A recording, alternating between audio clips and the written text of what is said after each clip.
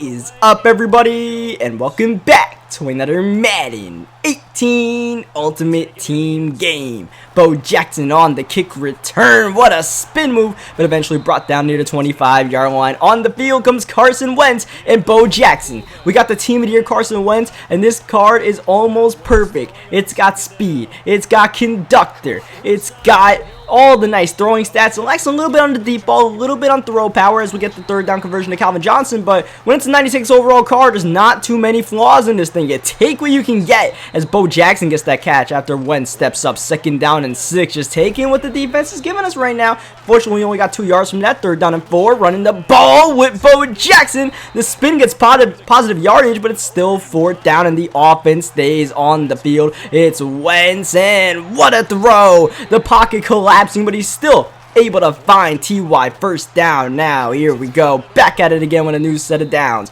Bo Jackson, a gain of a couple on the screen. Just keep on taking these short dump downs, because like I said, that's what the defense is giving us. This has been a pretty long drive, almost the end of the first quarter. Third down and 8. Wentz is intercepted by Renfro, and Renfro stumbles and down at the 20-yard line, and that drive is officially a lost cause. Like I said, it took a while to muster something up. When you take that long on a drive, you definitely want to get some points, and with these quarters only being 4-minute quarters, you don't get many possessions. So, every drive is that much more meaningful as AJ Boye gets the interception. We both turn it over on our opening drives.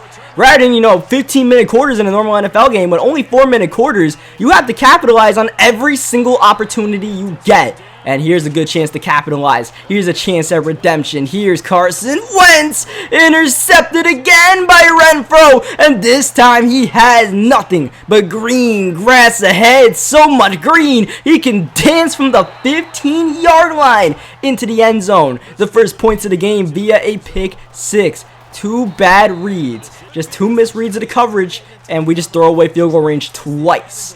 There's 2 ways to make mistakes in Madden. There's one where you're just, throwing blindly, throwing interceptions, you don't know what's going on. Then there's the mistakes where you realize what happened, what you did wrong, and you find a way to readjust and make sure it doesn't happen again. Now, we've thrown 2 interceptions, but, I know what I did wrong both times. The first time, Renfro was at least in some sort of vertical hook, so I should have just never thrown that as the third down play is blowing up. I'll get back to my point in a second because we're down 7-0 and keeping the offense on the field on fourth down. The pressure nearby. Wentz once again so calm and finding Tyreek Hill making some tough catches in traffic. Here's Hill again getting the first down. But yeah, I know I do both times in the interception. We're making adjustments right now, and we're trying to tie this game up with a touchdown on this drive as we return in field goal range for the third time in this game. We got to get some points, even if it is a field goal. That is fine. Second down, going to take what the defense gives us one more time. But when you do that too many times, then you get stuck with a third down and 6. You don't convert one of these, and the bend but don't break defense works to perfection. Oh, we should have had the first down there, but Julio Jones just not able to hang on. That hurt. We had time, we made the right read, but fortunately Julio tried to make an aggressive catch, so he got blown up. He gets ball coming out of half, so we got to really make sure we don't give up anything at the end of the first half, or else this game can really go south quickly as I believe he got his. He threw the ball right there. Ends up being incomplete at the end of the day. Second down, run with Barry is stuffed. Third down, he actually calls a timeout right here. Trying to make something happen. Trying to cook up a dagger, and Stafford hits Irvin, but Irvin is knocked backward, loses the ball, and on fourth down, he actually punts the ball here. So we got a shot at, some Hail Mary, a screen pass, something like that. Try to cook anything up. We're just going to run the ball here, try to get some extra yardage, and unfortunately, that actually gets blown up at the line, and Bo nearly loses the entire clock. We do call a timeout with 1 second left. We actually end up running a read option with Bo Jackson at quarterback. I subbed in the punter Bo Jackson at QB just so I could run the read option, see what we could get, what kind of look we had. Didn't have much. Now here he is with a chance to put this game away. We had 2 early first half turnovers, and even though we're starting to figure out his defense, you don't get too many opportunities. So when you turn it over twice, it's really hard to win a game of Madden Ultimate Team. As this is a pitch to the outside, Barry Sanders, the running back, getting quite a few carries early on. This one, his offense hasn't seen the field too much since we've had so many turnovers, and he turned it over on one of his only possessions as Bo Jackson celebrating into the end zone, and there it is. There's that touchdown that might have just daggered us as we dump it down to Rob Gronkowski. And look at Gronk fighting. The bad thing about, we're 15 for 19 passing. It looks pretty cool, but we just haven't seen too much of what he likes to do on offense, and because of that, we give up the deep ball. We don't have too much time to adjust, so... when you don't run too many plays on offense, sure, it can ice you as we get that catch with Tony Gonzalez, but it also helps because your opponent doesn't exactly know your scouting report, your best plays, and you can whip them out at very opportune times late in a game as we dump it down to Rob Gronkowski. And Gronk right now is fighting for every inch. Don't retire, Gronk. We need you on this field. Oh, a sack up the middle by Hunter, the QB spy. Makes it 2nd down and long. Field goal does make it a 1-possession game, so we keep that in mind, but obviously we're trying to get in that end zone as the third quarter is starting to tick down a little bit. Wentz 3rd down. Got the catch, but not the 1st down. 4th down and 3. Offense stays on the field with Wentz, with time, and eventually finding a wide open Julio Jones. We actually had Gronk underneath, but we had so much time, I figured I might as well wait for Julio to get open. Thankfully he did. We get the 1st down. Now we're taking a shot for Gronk. Oh, Gronk loses it on the way down. 2nd down, running play with Bo, and Bo snaking his way to that 5-yard line. Try to get one more play in for the start of the 4th,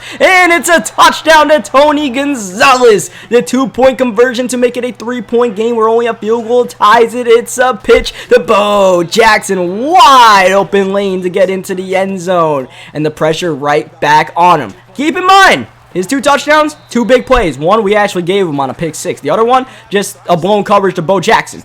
And here he is running the ball right away with Barry Sanders. We got to limit the ground game and hopefully make him pass the ball because he hasn't really proven to us that he can air it out efficiently. He threw that one not-so-great interception to Boye as we shut down the run on 2nd down. And here's what we need, a 3rd down and long. Got to get off the field. He's got the time. Oh, he doesn't have the man. Eric Berry diving interception. Get your hands out the cookie jar. What a play by Berry, and we are in business. We're already near field goal range to tie the game up, and we want that touchdown to get the win. 2:45 left in the game. It's a screen to Tyreek, but a great user play to shut that down. 3rd down and 5. Out route. 1st down to Calvin out of bounds to stop the clock. Now we're running it with Bo Jackson, and Bo's got a lane. Bo's got a spin. Bo's got us to the 23-yard line, and we're just going to take this clock down. We want to make this the very last drive of the game, get a walk-up touchdown, and that's how things will end if I get my way. But Rob Gronkowski is thinking, let's get a touchdown ASAP.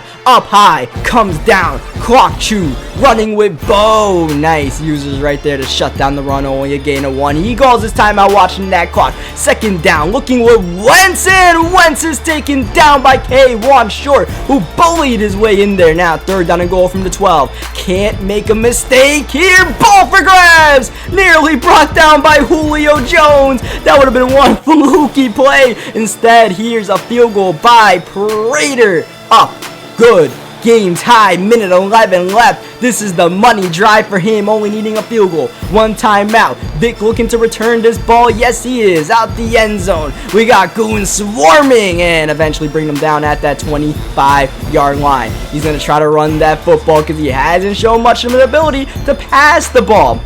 But he's going to have to pass if he really wants to get into this end zone. So he chews up some clock. He's got Stafford throwing downfield. One Calvin can't get it because the other one swatted. 3rd down and 12. Stafford looking. Time. Stepping up and taking off. Matt Stafford is brought down behind the line. And we call a timeout. We're going to force him to make a decision. And he keeps the offense on the field. If he doesn't get this, this might be game over. If he does, he will. And this is just a risky play. He dumps it down. Julio gets it, but not a 1st down.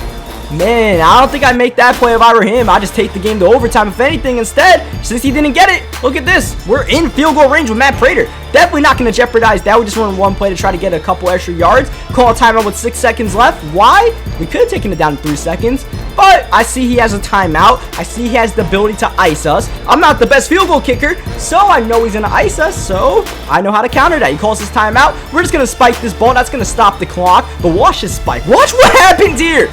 I don't know what the hell Madden was trying to do, but it actually kind of helped us. It takes an extra 2 seconds off, so now 4 seconds left. The game-winning field goal. That's perfect. That's absolutely perfect. Can't be blocked, and Matt Prater wins the game at the horn. A comeback in the 4th quarter after struggling through the first 3. Turnovers all over the place. that's what defined the game. We had the turnovers in the first half, but he had the turnovers in the second half that really sunk him. The INT by Berry. The turnover on downs, on 4th down, it's just such a risky decision. There's so much more to lose than there is to gain right there, and for someone that wasn't passing the ball well, I mean, hindsight's 20/20, but I punt that ball pretty much any time in that situation and try to take the game to OT. Leave a like on the video if you guys enjoyed it, though. Good game to my opponent. Subscribe for more Madden 18 gameplays, and I will catch you guys next time.